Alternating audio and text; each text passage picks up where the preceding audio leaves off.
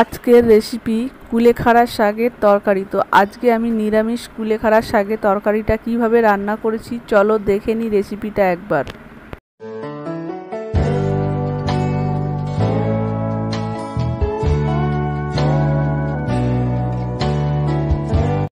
প্রথমে আমি শাকগুলোকে সুন্দর করে কেটে তারপর ধুয়ে নিয়েছি।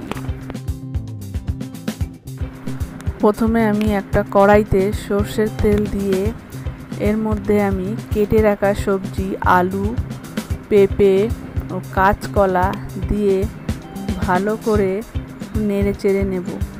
এরপর একটু নুন ও হলুদ দিয়ে একটু ভেজে নেব।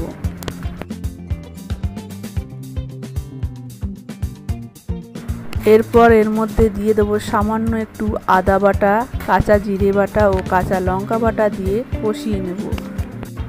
সবজিগুলো একটু কষে আসলে এর মধ্যে আমি কেটে রাখা কুলেখাড়া শাকগুলো দিয়ে নেড়ে চেড়ে সামান্য জল দিয়ে আমি একটা ঢাকনা দিয়ে ঢেকে দেব সেদ্ধ হওয়ার জন্য।